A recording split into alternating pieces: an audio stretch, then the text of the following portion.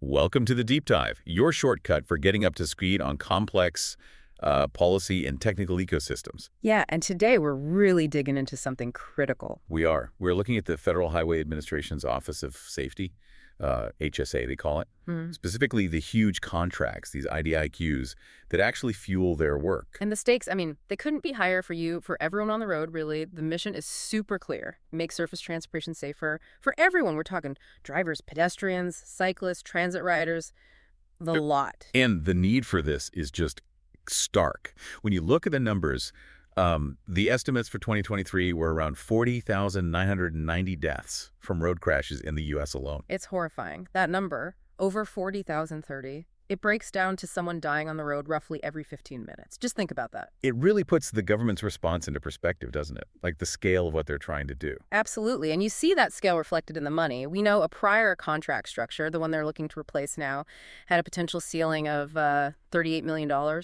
Wow. $38 million. Yeah. Just for technical support, research, policy work. Exactly. It's a huge commitment.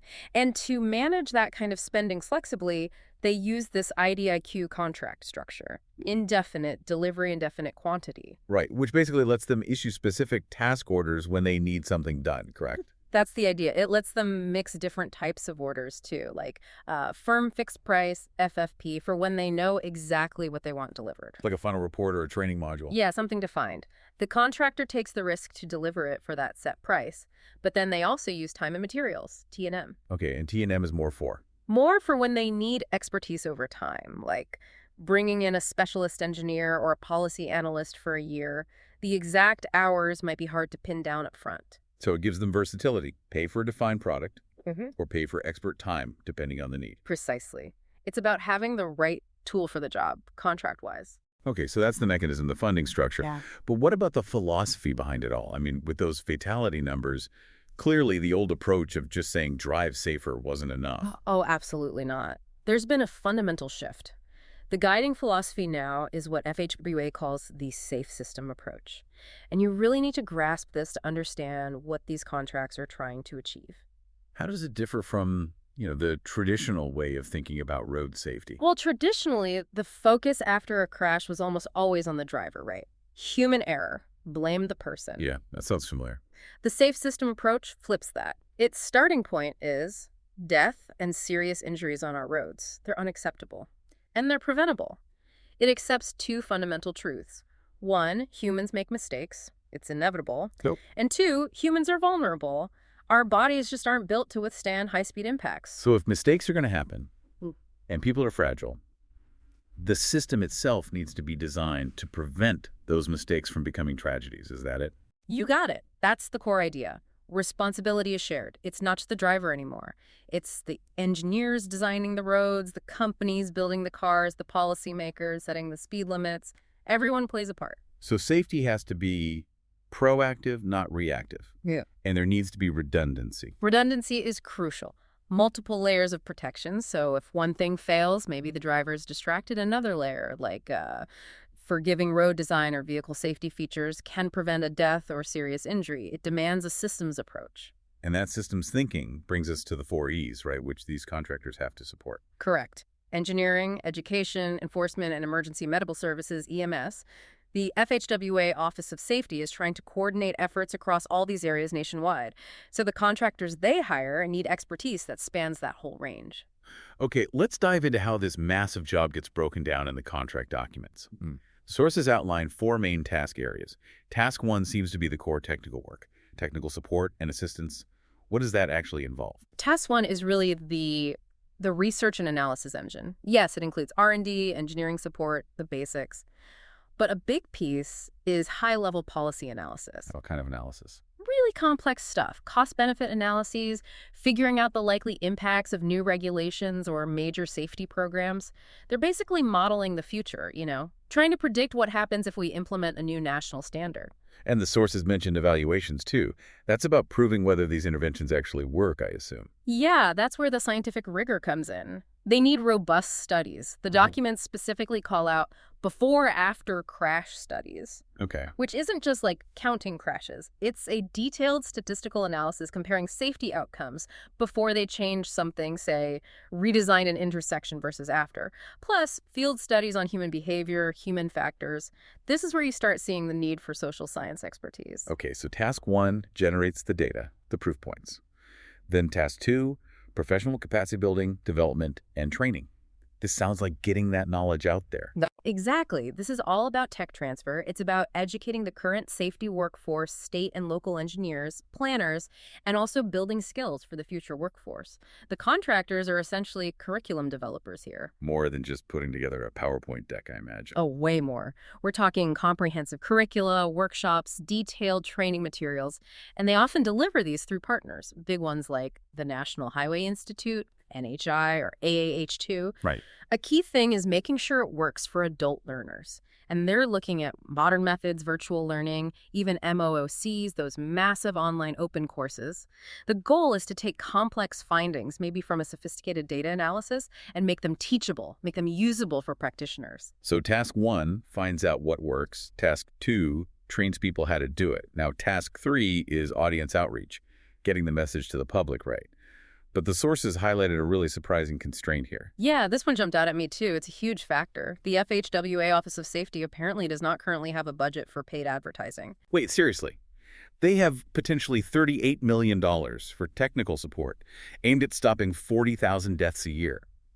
But they can't buy an ad. No TV spots, no social media boosts, no radio campaigns. That's what the source indicates. It's a major constraint. It means every communication effort which the contractor has to develop, plan, implement, the whole package, relies entirely on organic reach. Wow. So national safety campaigns have to basically go viral or rely on partners to spread the word. Pretty much. Success hinges completely on the quality of the content itself and the contractor's skill in using partner networks, social media algorithms, web platforms, print, whatever they can leverage without paying for placement. That sounds incredibly difficult. What kinds of activities fall under this organic outreach umbrella? It's full-service communications, things like editorial planning, graphic design, creating content for all sorts of channels, managing websites like the CMF Clearinghouse, that's the Crash Modification Factors Clearinghouse, and even physical stuff like organizing and staffing exhibit booths at maybe half a dozen major conferences each year. Everything has to be top-notch, designed to be shared because there's no ad budget to force eyeballs onto it. That's a fundamental challenge. Okay, last one, task 4. Operations and administrative program support, keeping the lights on stuff.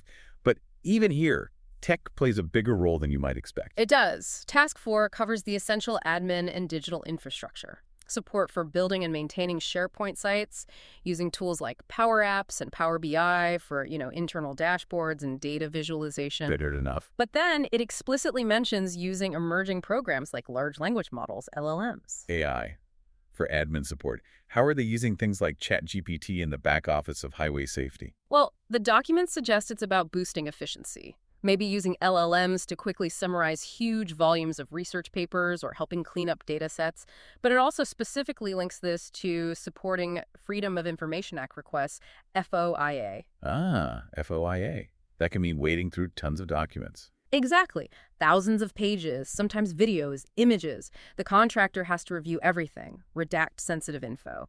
AI, particularly advanced text and image processing tools, could potentially speed that up dramatically. So it's AI for compliance and transparency, not just, fancy safety modeling. This brings us to maybe the most fascinating part. The kind of expertise needed to pull all this off is not just civil engineers anymore, is it? What skills are they looking for? No, definitely not just engineers. It's intensely interdisciplinary, which makes sense given that safe system approach we talked about. You need serious data science chops. Like what specifically? Sophisticated data gathering, managing huge data sets, advanced statistical modeling. They mention specific things like data-driven safety analysis, a DDSA, and needing expertise in the Highway Safety Manual, the HSM, which is full of complex methodologies. And dealing with all the different data sources, federal, state, local crash data, road characteristics, traffic volumes, even hospital injury data. It's a massive integration challenge. It is, and it goes beyond traditional stats. They explicitly want experience with machine learning, supervised, unsupervised techniques, and using LLMs and AI strategically. They're looking for people who can find the hidden patterns in all that messy data. Okay, that's the high-tech angle. But then there are these other fields listed. Public health, sociology, health equity, things you don't immediately connect with road building. Right, and that's maybe the most revolutionary part. They need expertise in public health, public policy, injury prevention, community health, health equity, even sociology. Why those fields? Because they recognize that road safety isn't just an engineering problem, it's a public health crisis.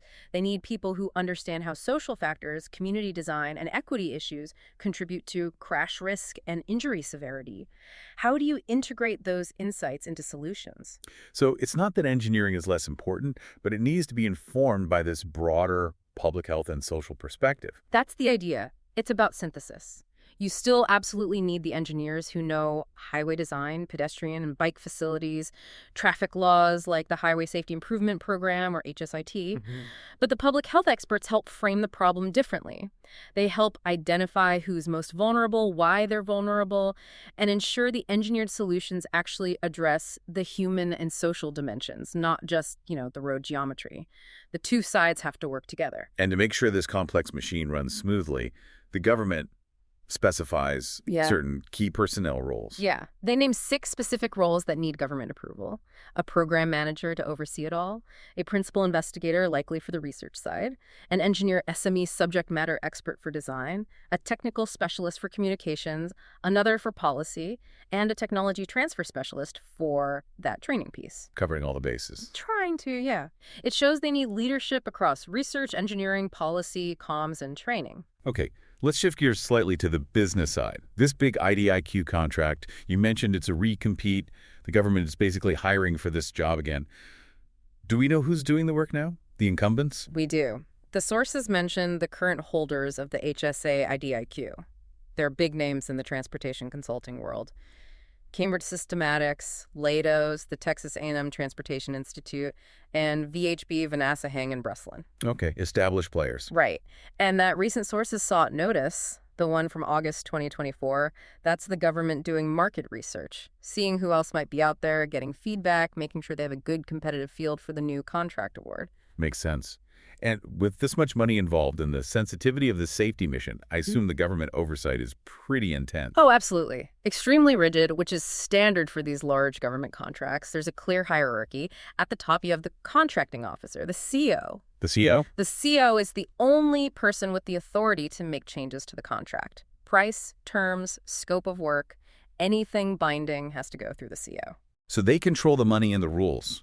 Why is that distinction so important? It's crucial for control and accountability. It prevents scope creep, the project slowly getting bigger without formal approval, and it protects taxpayer money. Then you have the CR, Contracting Officer's Representative. The COR is the technical expert on the government side. They monitor the contractor's day-to-day work, they inspect the deliverables, they accept the reports or the training materials. So the CR handles the CO handles the contract. Exactly. The CR can say, yes, this technical report meets the requirements, but they cannot tell the contractor, okay, do this extra analysis and we'll pay you more. Only the CO can authorize changes that affect cost or terms. That separation is key. And how does the government track performance over the, 5-year contract life? It's a 5-year base period with options potentially extending it up to 66 months. And yes, they track performance very formally using CPAR, Contractor Performance Assessment Reporting System. It's basically an annual report card. The government formally reviews the contractor on things like the quality of their work, did they meet deadlines, did they manage costs effectively, and even how well they used small businesses as subcontractors. And that CPAR's rating follows the company around. It absolutely does. A good CPAR's record is critical for winning future government work. A bad one can be disqualifying. So wrapping this up, what really strikes me is how tackling this awful problem, 41,000 deaths a year, has forced the government to build this incredibly complex support system. It's not just engineers anymore. It's data scientists, AI specialists, public health experts, sociologists, communicators, all managed under these tight contracting rules. It's fascinating, isn't it? It shows that improving safety today isn't just about physical infrastructure. It requires this constellation of highly specialized expertise, integrating tech, social science, and policy. So the next time you hear about a new national safety initiative or see a report, don't just picture road crews. Picture the AI expert who crunched the numbers, the public health researcher who identified the underlying risks, the communicator who figured out how to get the message out without an ad budget, all coordinated through this multi-million-dollar federal contract. It really underscores that shift we talked about, from blaming the driver to fixing the system. Safety is now about systems thinking, data integration, and understanding human and social vulnerability. Exactly. And maybe here's a final thought for you to chew on. We talked about the 4E's: engineering, education, enforcement, EMS. But with the heavy reliance on AI, predictive modeling, data integration, are we maybe seeing the quiet emergence of a fifth E? Something like embedded intelligence.